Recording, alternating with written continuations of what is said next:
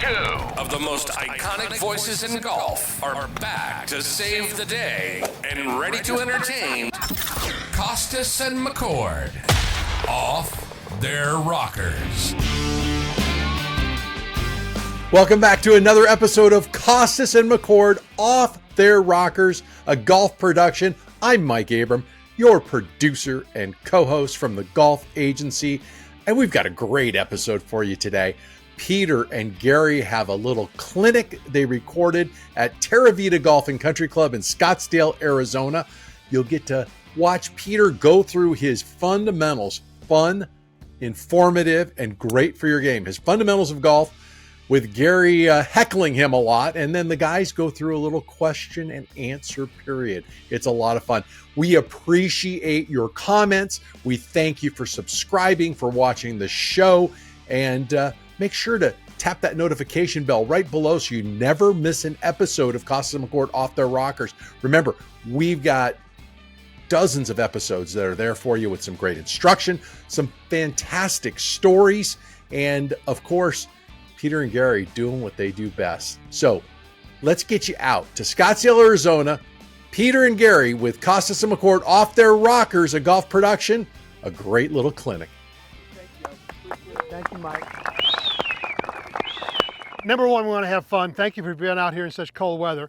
Number two, hopefully we may inform you a little bit, and then we'll have a Q&A period where you can ask us any question you want. Don't worry about the YouTube stuff, because if you happen to make it on the YouTube TV thingy, we'll blur out your faces. So nobody will ever know you're here. This could be any tee anywhere in the world. Right now, it's the tee at Terra Vita. And this person is getting ready to go play in 5 minutes. And clearly he is going to get ready to warm up. And so what does he choose first? Big dog, right? Everybody does that. So he's getting ready. First swing of the day.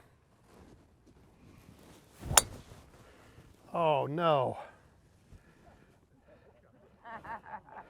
What's the very next thing you see after somebody hits a really crappy shot like that? Excuses. No. It's this.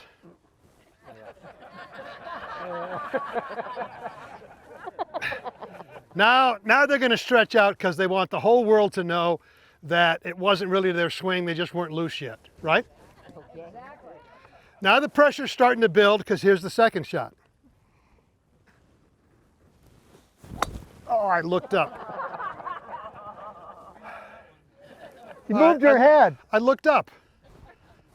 See, I've seen this before. You got to keep your head down. Everybody knows that. So I'm going to keep my head down. Practice swing.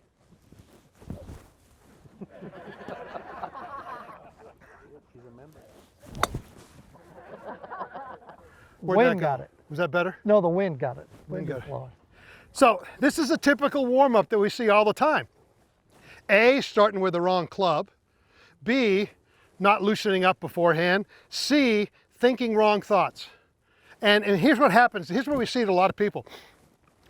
They decide they did something wrong on ball number 2. So on ball number 3, they try to not do that.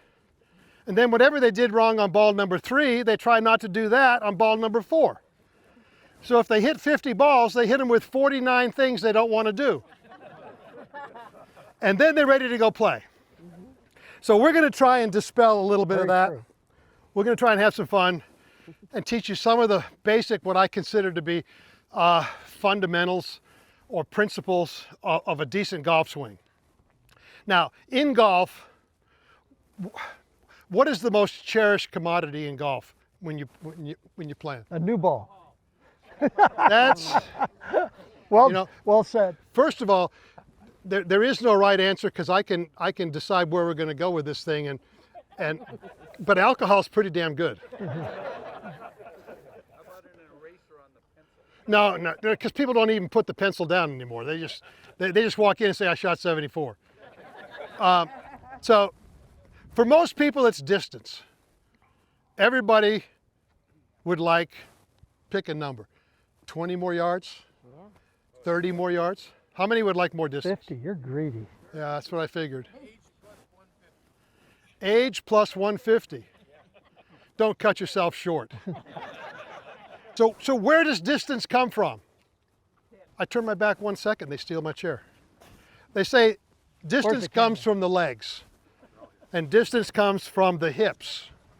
You can sit down now. Oh. Sit down. So, if in fact the legs and hips do contribute the most to distance, how far will this shot go? Think carefully before you answer. Not far. Pretty far.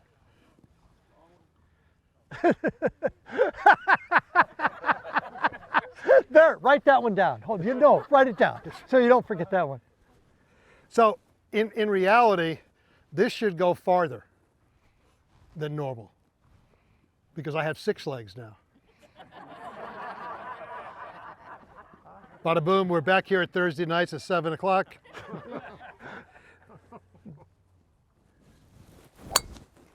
Oh. One, to loosen up because What'd you do wrong? I wasn't loose yet. There you go, good. So, here we go.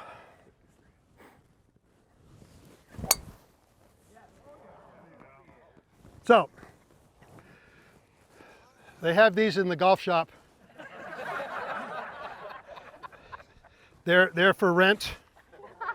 So if legs are that important, why did that ball go that far? Answer is, The miracle. it's not that the legs aren't that important, but they're not the most important thing. In fact, when you learn to play golf, you have to learn from the club face, up the shaft to the grip, to your hands. You got to learn to control that club face with your hands and wrists. And then you add in a little bit of arms.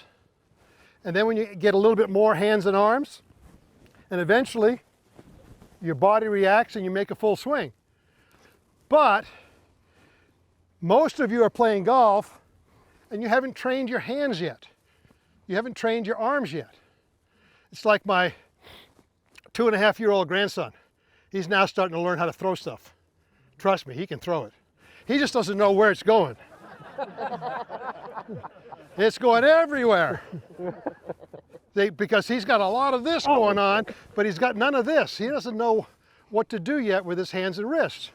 So when you're learning to play golf, first thing you have to do, especially if you take lessons, I'm sure your instructor's already gone over this, but get a decent grip and learn to hinge your wrist, get a feel of the weight of the club head, and just do that. Just get a little hinging, unleashing, and rehinging, and get some club head speed. Because most people play with grip speed, and they don't have any club head speed. And then they don't go anywhere, so what do? They tighten up and try harder. One of my favorite phrases in golf. Sometimes you have to try hard to not try hard. I like that. No, somebody write that down. I got, No, I like that. That was a good one. Did- It was a good one. Did somebody shut the bar or what? So, it's a tough crowd. Once you learn to use your hands and wrists, add a little bit of arms in. And get a little bit more speed and a little bit more motion. And then eventually, if you take your hands and arms up there, you can't put them there without this turning. And then you swing them down. And as you swing them down, you unturn. But too many people are trying to turn their swing rather than swing their turn. Another good one. That's two. That'll be on tape, won't it? We'll have that. No, I can't. I don't remember it already. So that's rule number 1. Start with the hands and wrists, add in the arms, finally add in the body. Next thing. Don't dress like Jason Day. Sorry. I did. That wasn't me. Believe it or not, What was that? most people don't know how to What do get you the got? ball airborne Turn correctly. the phone off, man. What are you doing? You've got Seriously. some good one-liners here. I'm sorry, Peter. It's okay. It's fine. Oh, the wind's coming Hi, up. honey, I'm on the 14th hole. Most people don't understand how the golf ball gets airborne correctly. I know this sounds simplistic, but until you understand it, you can't execute it. Now, what does this look like apart from a golf club? Looks like a spoon or a shovel, right?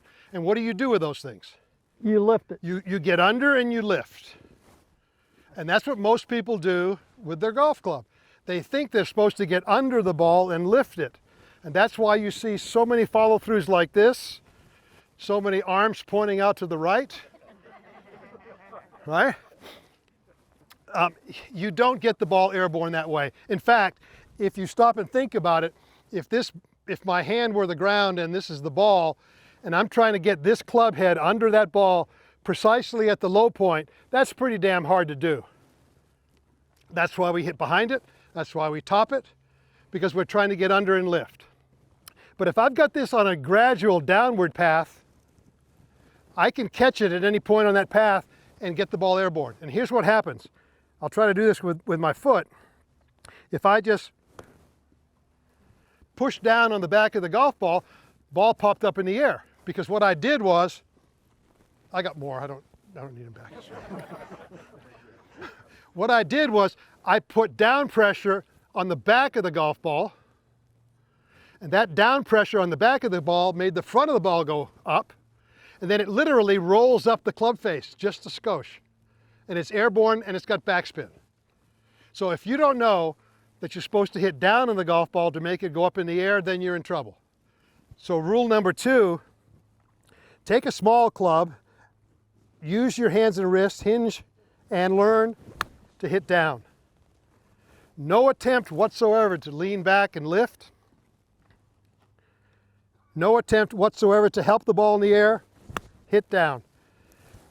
The more you hit down, the more spin you're going to put on the ball. The more spin you put on the ball, the higher it's going to go. And in most cases, the farther it's going to go. Okay?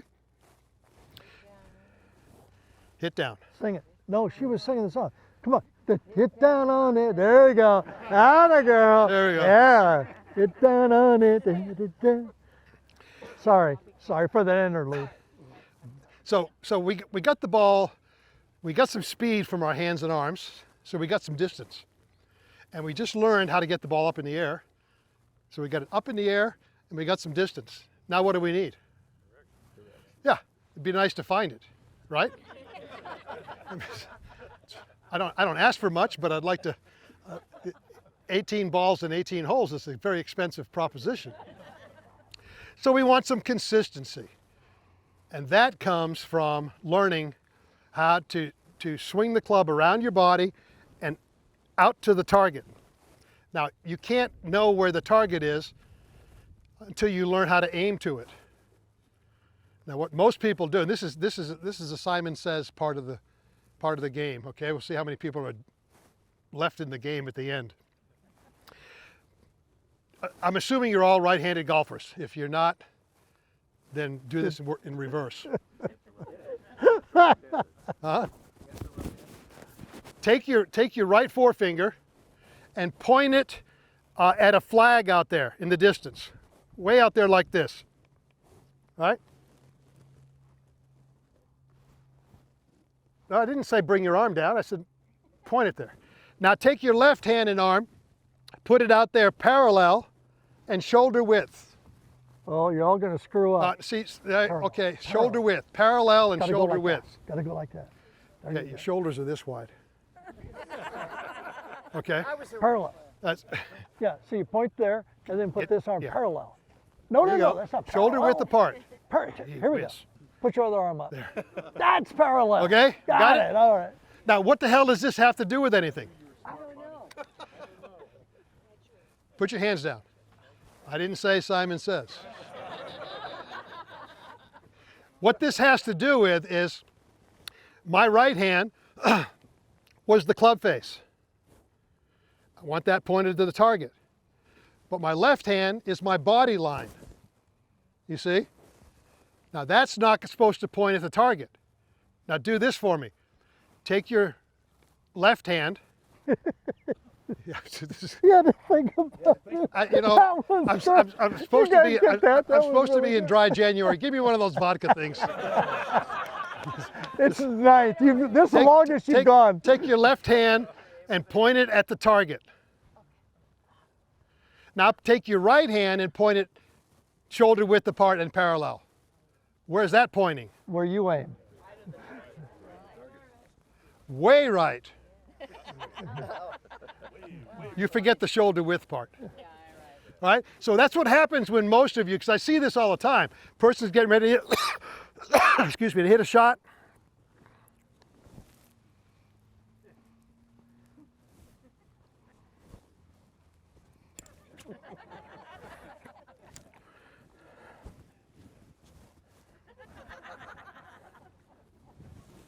Oh, I pushed it. They don't even know where they're aiming. So if you want to be consistent, you got to be consistent before you swing. That'll give you an opportunity to be consistent when you swing. So you got to take the time, develop your own routine, and figure out how to aim. But mostly remember that we aim the club face, not the body. Friend of mine, it's another one, this is a good one. How do you set up square to something that's round? Anybody? Anybody? Because you see, the golf ball's round. And no matter where I am, I'm square to it. But if I have a target line, now I've got something that I can set up square to, right? So you're going to learn to aim with your pre-shot routine. You're going to learn to swing with your hands and arms first, and let your body add in secondly. And finally, in order to get more speed, you have to try less hard. You have to reduce your grip pressure and your tension. I see this all the time with people just, what are you going to do with this one? I'm going to hit it. And they grip it so tightly that they can't even hinge their wrists. They get up here and then they come back down and they follow through like this because of tension. Okay? So we're going to keep it simple. Now you. I don't want to know. What? Is he out of the chair. Come on out here. You've been laying low long enough. I want you to ask him any question you want to ask him. About golf swing, but be prepared for the answer, is all I'm going to say.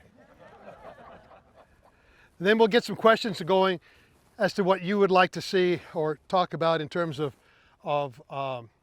your golf swings in particular. What's that? Every tour player, every one, not 99%, every one has an alignment rod with them in their golf bag. Just check their golf bags out when you see them on tour. And just what Peter was talking about. The alignment is the most primal deal there is in golf. And if you take a rifle and you see the target, but you don't know where you're aiming, you're not going to hit that target. And it's the same with us when you play the tour. You're out there doing this every day. You get in and you creep into these habits that are so small, but by the end of the year or the next 6 months or whatever, you have really gotten into a problem. So that's why you see these guys, every time they practice, they're pointing this thing right at where they're going. And they start with the ball here in the front, and they start working backwards. And all I'm doing, I know I pointed where I'm going. Now all I do, I don't even look where I'm going, because I know where that's pointing. I just get parallel to that, and I give it a whack. And then I look up to see where it's gone, and then I make slight adjustments accordingly. But I do this when I was playing the tour, both tours, whatever you want tour I was on. You have to do this. And it's exactly what Peter said. You've got to get the alignment process the right and consistent every time you play the game. Just start there and go from there. You can't learn without feedback. Sometimes the feedback doesn't taste very good, but you got to have it, right? And if you just got a golf ball there and the target and you hit it to the right and you say, I pushed it, that's an assumption. You don't know. You might have been aimed there and you might have made a really good swing. Ha! Got him!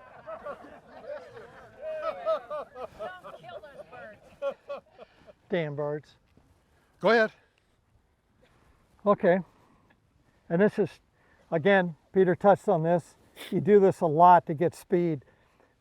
All I'm going to do now is I'm going to put my, this is going to hurt the first one. I'm going to put my feet together. I'm going to cock the club. I'm going to hit it, and I'm going to recock it as fast as I can. And hopefully,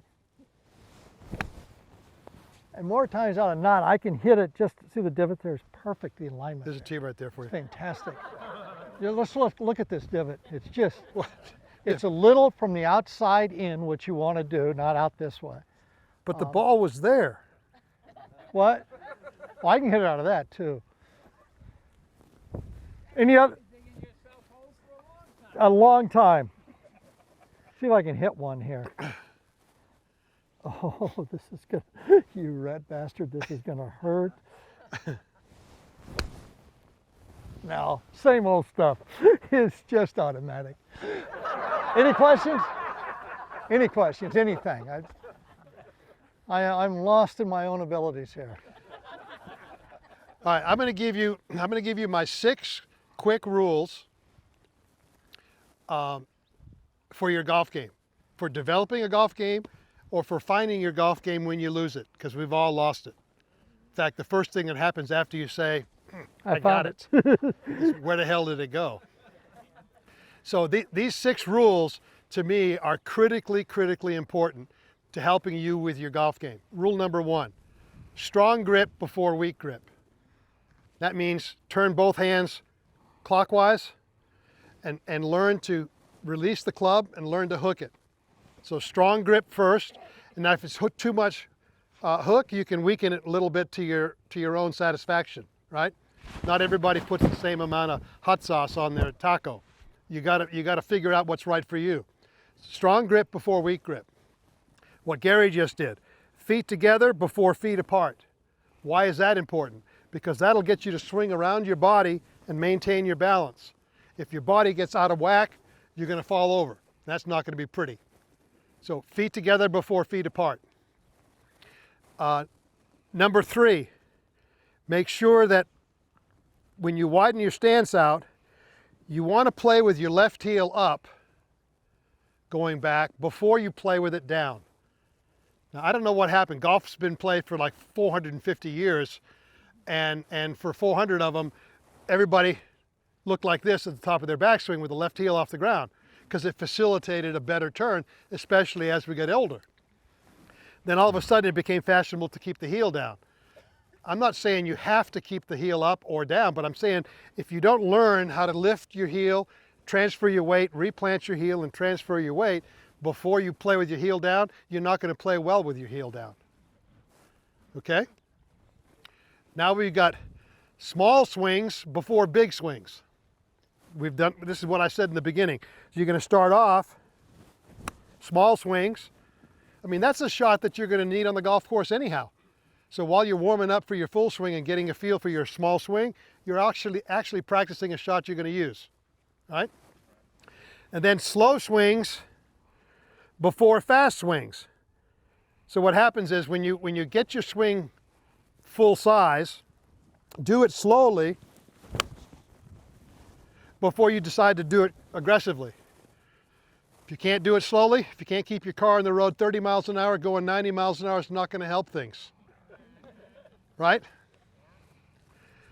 And the last thing I forgot. He's at that age. I just had a birthday, it's all right. 76 now. You got me by one. You old goat. So it's strong grip before weak grip, small swings before big swings, slow swings before fast swings, feet together before feet apart. And the last one is because of the ball having to strike down, it's ball back before ball forward. So learn to hit the ball off your right toe, because that'll force you to hit down and experience what it's like to compress the ball and get the ball spinning up in the air. Now, that may start the ball too much right and you may hook it too much, then gradually inch it forward, but it's ball back before ball forward. Thanks, Scott. Don't go away. When we come back, Peter and Gary are going to have a little Q&A with the crowd there at Terra Vida Golf and Country Club, and they're going to answer some questions about Tin Cup, about the golf swing and about how you can help your game. We've got so many more episodes available at Kostis and McCord Off Their Rockers, our YouTube channel. Of course, we're also available at your favorite podcast site. We're going to be right back with more from the clinic right here on Kostis and McCord Off Their Rockers. If you love Kostis and McCord's Off Their Rockers, you're going to love one of the best deals you can find in golf. An Inside Golf membership from the team at golf.com. When you sign up today, you'll get instant access to a free year of Golf Magazine, a $20 gift card to Fairway Jockey, 1 dozen Strixon Z-Star XV golf balls. They're great. I'm playing them now. They're really good. And many, many more discounts on Golf Logics, True Spec, and Fairway Jockey products that will take your game to the next level. As an Inside Golf member, you'll have exclusive access to one-of-a-kind golf experiences like the one Gary, Peter, and I attended right before the U.S. Open at Pinehurst. Participants got to meet Peter, Gary, hang out, have dinner, have a drink, and a very special fireside chat at Donald Ross's historic cottage. If you want in on all these incredible offers and special access, sign up for Inside Golf today for the low price of just $39.99. Visit golf.com/subscription or click that link below for more information.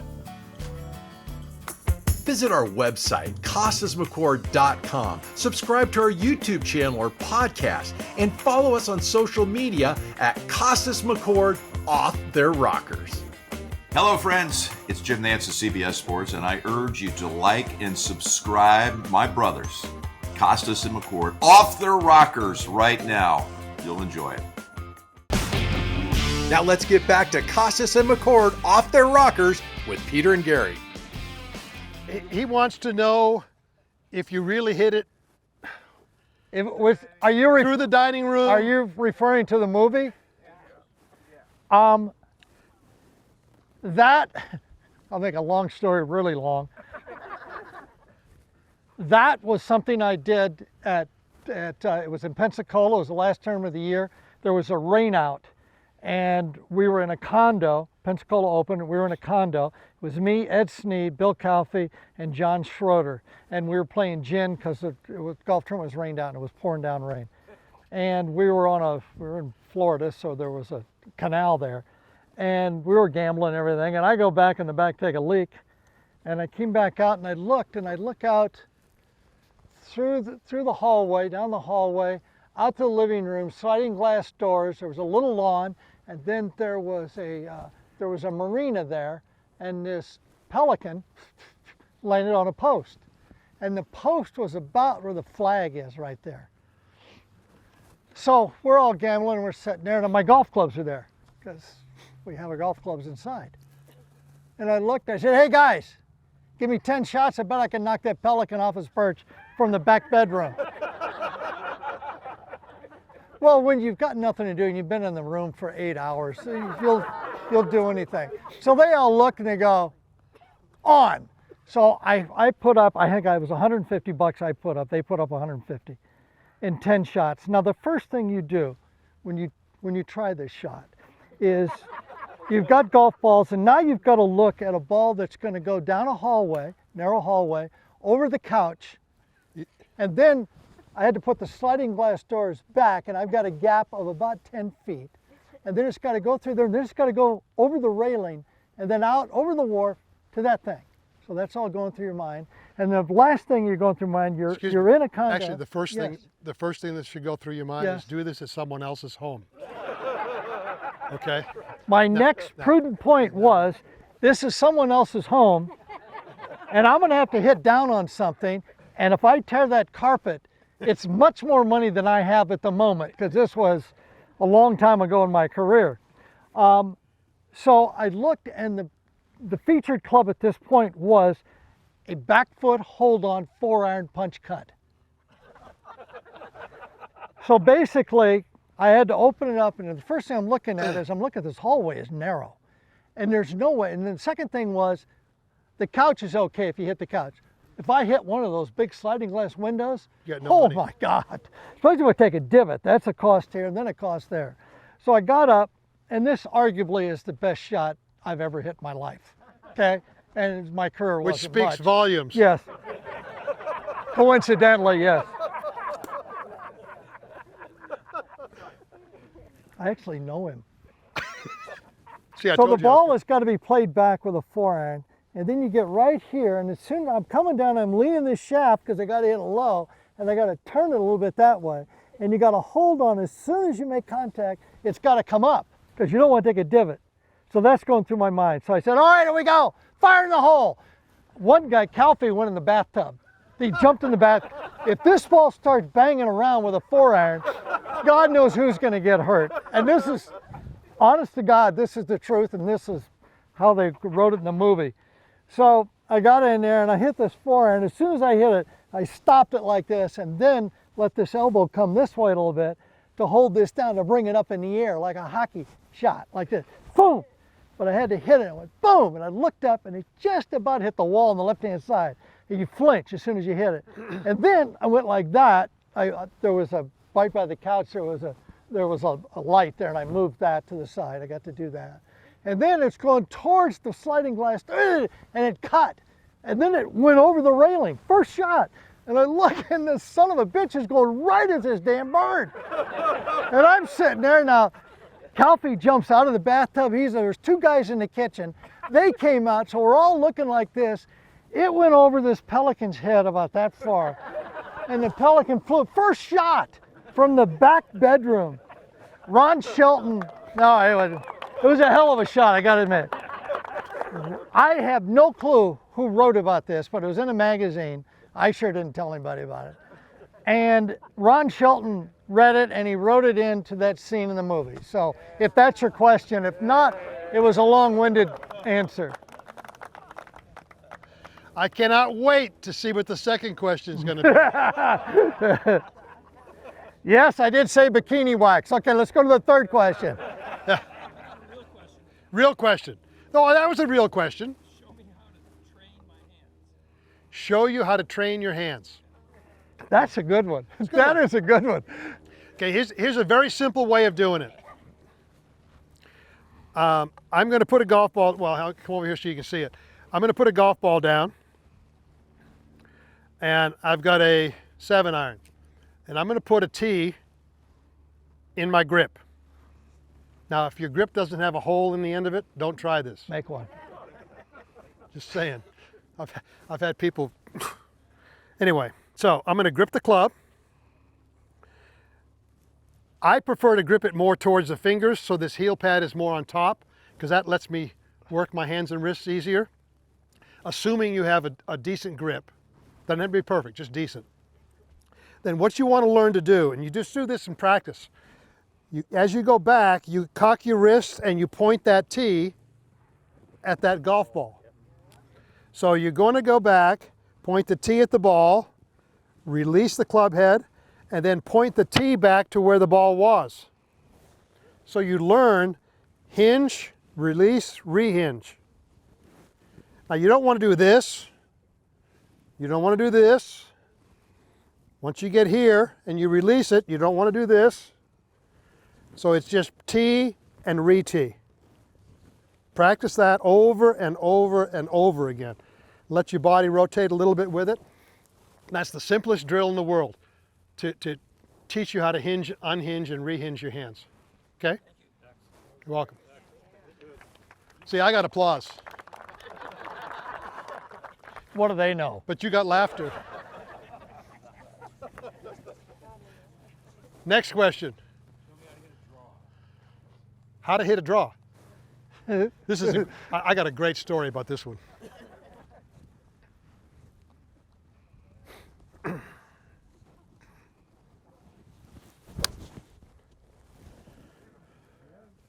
That's all he hits, though. That's You it. can't ask him to hit a cut. He can't hit a cut.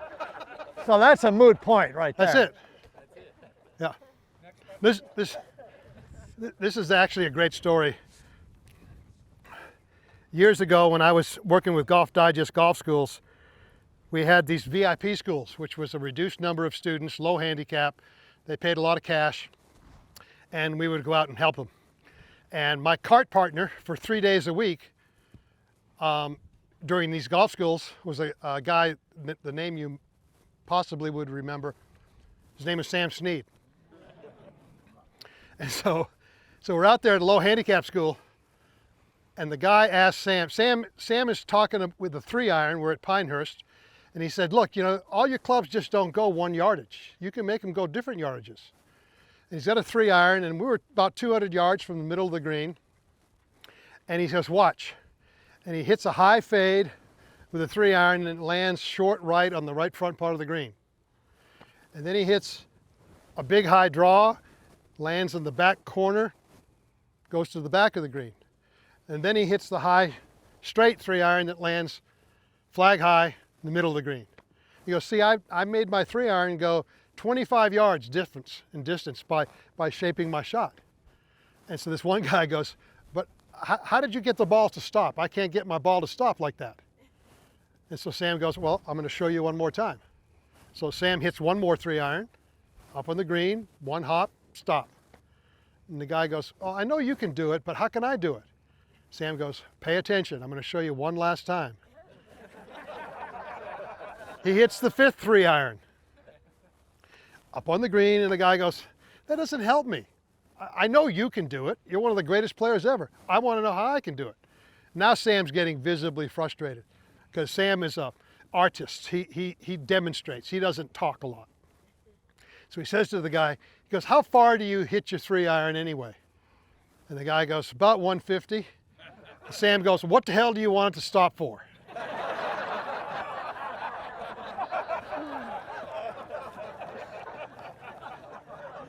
So that was the end of that question.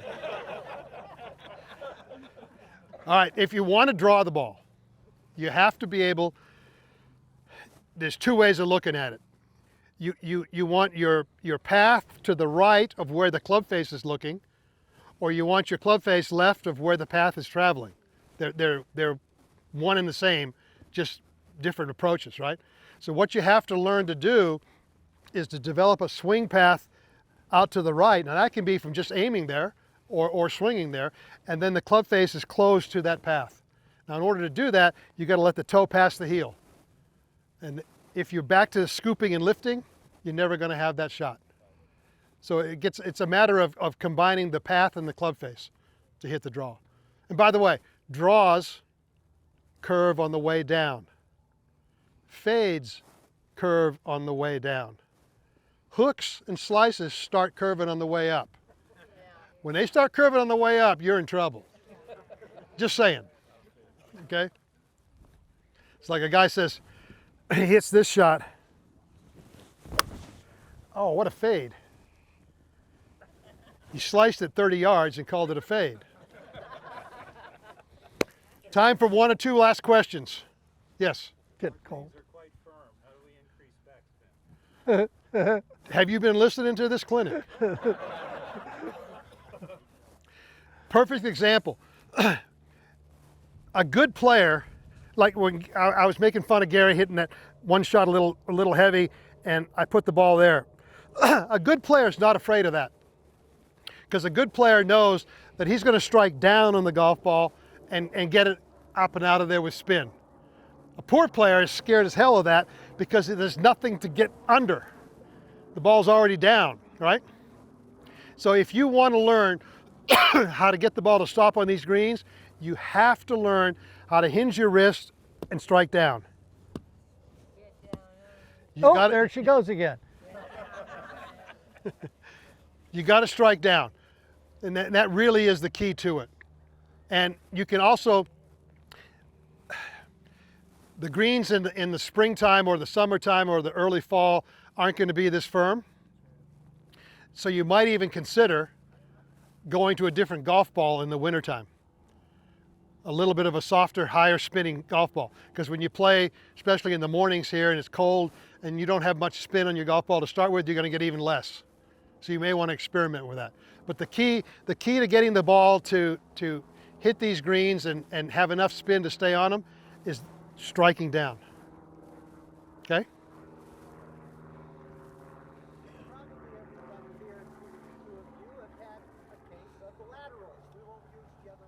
What's that? What's that?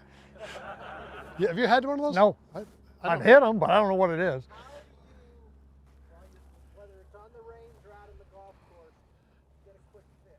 Okay, the Got a 2x4 somewhere? What is a quick fix to getting drunk while you're hitting balls on the range? the question was, what do you do for a quick fix for the shanks? Now, this is a bottle of vodka, and a sip or two might not hurt. But imagine that this is a 2x4 or a box that new golf clubs come in, something like that. And you put it right here. Okay? Now, I don't suggest doing it with a bottle of vodka unless it's empty. But what happens with the shanks? There's two different ways to shank the ball. You can come so much from the inside that the hosel gets there first, or you can come so much from the outside that the hosel gets there first. There's two different shanks entirely, same result. So it's a path problem in 90% of the cases. So what happens is if you get a 2x4 down here and your shank comes from inside too much, you're going to hit the board after impact. That's not going to feel good. The ball will hit the board and ricochet over there, and you will gradually learn to swing down the line. If you have the over-the-top outside-in shank, you're going to hit the board back here. That hurts even worse. And you don't even hit the ball because you're going to bounce right over it. So just imagine a piece of a 2x4, lay down one of these den caddies, get a line, and learn to swing inside to on the line to inside. This is a true story.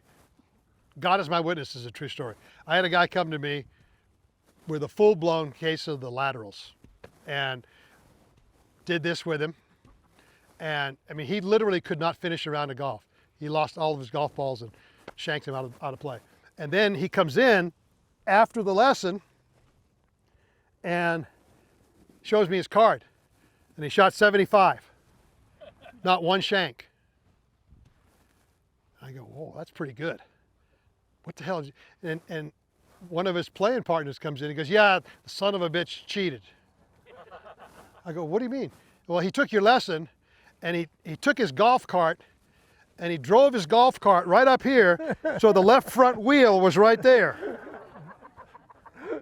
And every time he hit a shot, it was the ball, the cartwheel, the cartwheel right there, and he swung down the line and he hit a good shot. So, but he cheated. So that was, anything you can do to imagine that thing down there will help you. Where's your suggestion of setting the ball up when you hit 2 or 3 and you're out on the... I can't give you that answer because I don't know whether your shank comes from in here or out there. And most of the time, when if you delve into it and get to the absolute real root cause, it's because of crappy alignment or crappy grip or both. If you're aiming over here, trying to go over there, you're going to come this way, shank. If you're aiming over here, trying to go there, you come in this way, shank. See, there's not a vaccine for everything, okay? But if you practice a little bit, a golf club box out of cardboard is a great tool to start with. 2x4 is the best, but you will eventually learn what ball position is correct for you because you don't want to hit the board before or after. All right? Ladies and gentlemen, thank you so much for coming out here. Yeah, thanks for coming out. Thanks so much. One last piece of very important information. He waved you. The warranty for this clinic expires when you set foot on that concrete. What do they got to set over? I don't want any bitching tomorrow Yeah. that it didn't work. Yeah. If you practice, then you can earn the right to use it. Thank you. Thanks, guys. You know, we know some of you live up north. It's starting to get a little colder. It's even snowed in Colorado already, right? You know, and so, but you look at this beautiful scenery. It's wonderful, 75 degrees. And we want to thank the Terra Vita Golf Club for allowing us to use their facility. It's fantastic. We appreciate your support, Terra Vita, and we look forward to coming back again. And your beer is really cold. We hope you enjoyed the clinic today with Peter and Gary. We're going to be back with another great episode in 2 weeks. Kostis and McCord Off Their Rockers, a golf production. We really appreciate Inside Golf, golf.com, and Golf Magazine. And remember, like, subscribe, and if you're enjoying it, share it with your golfing friends. For Peter and Gary, I'm Mike Abram. We'll be back with you with another great episode very soon.